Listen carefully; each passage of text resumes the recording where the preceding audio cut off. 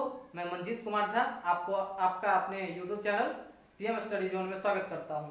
आइए हम सब पॉलिटी के पहले चैप्टर भारत का संवैधानिक विकास को देखते हैं। सबसे पहले है इसमें 1773 का रेगुलेटिंग एक्ट। दोस्तों, इस एक्ट को समझने से पहले इसके पृष्ठभूमि के बारे में थोड़ा कुछ जानते हैं। जैसा कि आपको पता है कि 1765 में लॉर्ड क्लाइव ने द्वैत शासन लागू कर दिया था। इस द्वैत शासन का परिणाम क्या हुआ कि लूट खसोट में बहुत वृद्धि हो गई। इससे कंपनी के कर्मचारी तो अमीर होते गए, परंतु कंपनी गरीब होती गई। अंततः एक ऐसी स्थिति आई कि कंपनी को ब्रिटिश संसद से ऋण लेने के लिए ऋण मांगना पड़ गया। ब्रिटिश संसद ने इस स्थिति में क्या किया कि ऋण देने के बजाय एक जांच कमेटी बिठाई और जांच कमेटी के बाद उसे एक एक्ट लाया गया। उसी एक्ट का नाम है दोस्तों 1773 का रेगुलेटिंग एक्ट। रेगुलेट नाम से ही स्पष्ट है कि रेगुलेट करना, यानी कंपनी को रेगुलेट करना, जैसा कि नाम से ही स्पष्ट है। आइए दोस्तों देखते हैं इस कंपनी के इस एक्ट के क्या क्या प्रावधान थे। सबसे पहला जो प्रावधान था दोस्तों, वो था बोर्ड ऑफ प्रोपराइटर की स्थापना।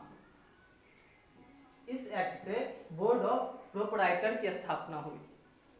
ये बोर्ड ऑफ प्रोपराइटर क्या करता था कि बोर्ड ऑफ डायरेक्टर्स की नियुक्ति करता था। इस बोर्ड ऑफ प्रोपराइटर का काम था बोर्ड ऑफ डायरेक्टर की नियुक्ति करना। इसी एक्ट के तहत कोर्ट ऑफ डायरेक्टर की भी नियुक्ति हुई और ये दोनों काम कहां हुए? ब्रिटेन में। इस एक्ट के तहत बंगाल के गवर्नर को गवर्नर जनरल बना दिया गया। बंगाल का गवर्नर जो कि उस समय थे कौन?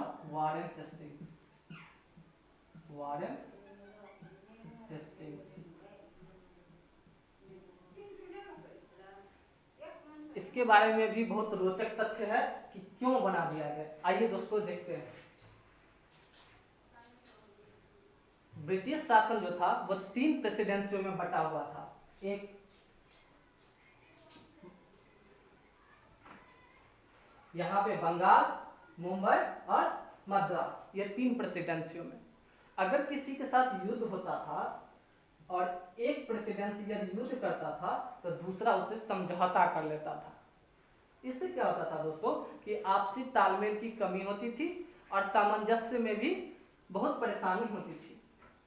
इसी असामंजस्यता को खत्म करने के लिए ब्रिटिश संसद ने क्या किया कि बंगाल के गवर्नर को बंगाल का गवर्नर जनरल बना दिया और मद्रास एवं बॉम्बे के गवर्नर को इसके अधीन कर दिया, ताकि कुछ भी हो तो वो पहले बंगाल के गवर्नर जनरल से बात करें। ठीक है दोस्तों। और इस गवर्नर जनरल की सहायता के लिए एक 4 सदस्यीय परिषद का गठन किया गया।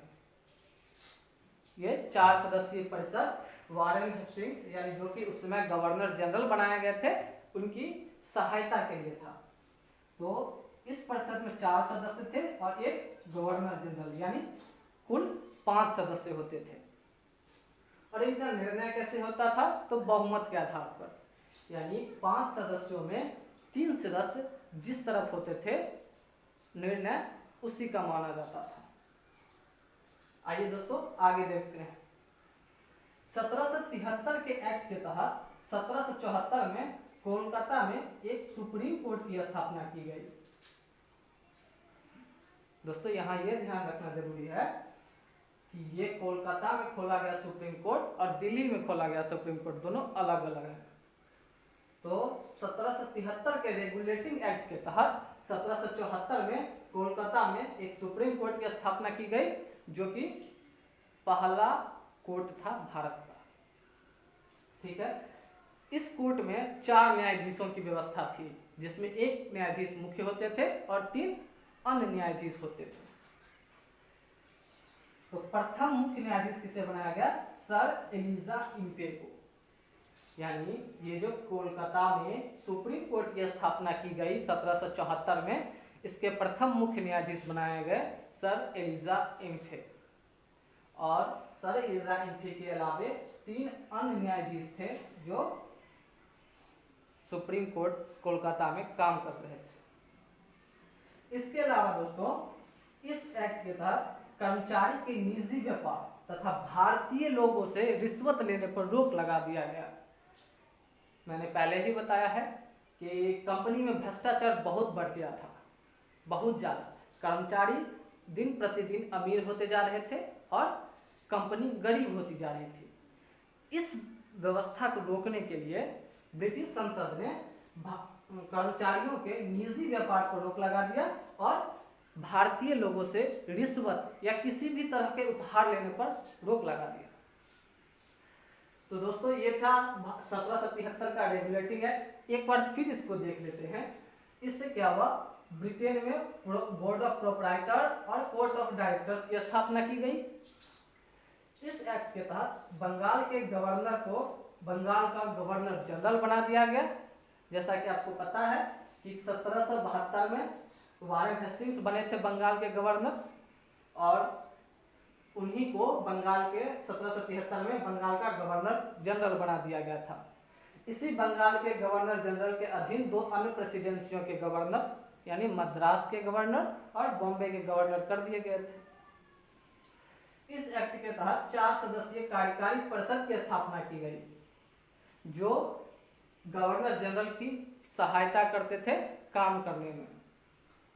इसी एक्ट के तहत 1774 में कोलकाता में एक सुप्रीम कोर्ट की स्थापना की गई जिसके प्रथम मुख्य न्यायाधीश थे सर एलिजा इम्फे, और इनके अलावे 3 अन्य न्यायाधीश थे। और कर्मचारियों के निजी व्यापार एवं भारतीय लोगों से रिश्वत और उपहार लेने पर रोक लगा दिया गया। दोस्तों, ये थे 1773 के रेगुलेटिंग एक्ट। अब देखते हैं 1784 का फिक्स इंडिया एक्ट। दोस्तों, इस एक्ट की पृष्ठभूमि है कि इस एक्ट में कुछ कमियां थी। कमियां क्या थी, आइए हम पहले कमियों पर बात करते हैं। जैसा कि हम जानते हैं कि इसमें 4 सदस्य थे कार्यकारी परिषद में और एक गवर्नर जनरल होता था। तो 4 कार्यकारी परिषद में अगर 3 सदस्य किसी भी तरफ हो जाते थे और गवर्नर जनरल के साथ एक और कोई सदस्य होता था, फिर भी गवर्नर जनरल की महत्ता कम हो जाती थी। और जिस तरफ 3 व्यक्ति होते थे या 3 सदस्य होते थे, उसके निर्णय को पास मान लिया जाता था। इससे क्या हुआ कि गवर्नर जनरल की महत्ता कम हो गई। इन्हीं सब कमियों को दूर करने के लिए 1784 का फिक्स इंडिया एक्ट लाया गया। 1784 का फिक्स इंडिया एक्ट लाया गया। इसमें क्या किया गया, सबसे पहले तो एक काम किया गया कि कंपनी के वाणिज्यिक एवं राजनीतिक कार्य को पृथक कर दिया गया। कंपनी के यहाँ से क्या हुआ कि कंपनी पर ब्रिटिश संसद ने अपना पकड़ मजबूत करने की ओर कदम बढ़ाया। तो सबसे पहले कंपनी के वाणिज्यिक और राजनीतिक कार्य को पृथक कर दिया और राजनीतिक कार्य के नियंत्रण के लिए एक नियंत्रण बोर्ड की स्थापना की जिसको बोर्ड ऑफ कंट्रोल भी कहा जाता था। इस बोर्ड ऑफ कंट्रोल में 6 सदस्य होते थे। कितने सदस्य? 6 सदस्य होते थे। और इसका काम था राजनीतिक मामले के काम को देखना। एक और था दोस्तों, इसमें जैसा कि यहाँ पे जानते हैं कि गवर्नर जनरल की महत्ता कम हो गई थी, तो इसको पुनः बनाने के लिए कार्यकारी परिषद के सदस्यों की संख्या 3 कर दी गई। कार्यकारी परिषद के सदस्यों की संख्या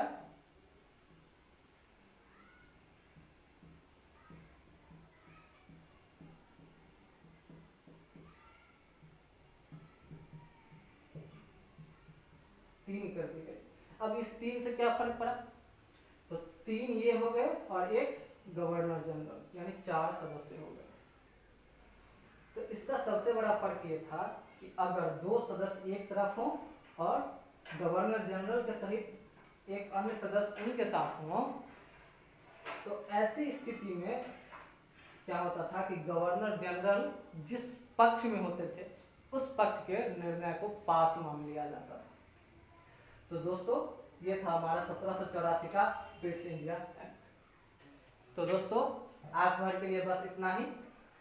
हमसे जुड़े रहने के लिए इस चैनल को सब्सक्राइब करना ना भूलें और साथ ही साथ बेल आइकन को दबाएं। और वीडियो आपको कैसा लगा इसको लाइक करें और तथा कमेंट में हमें जरूर बताएं। धन्यवाद।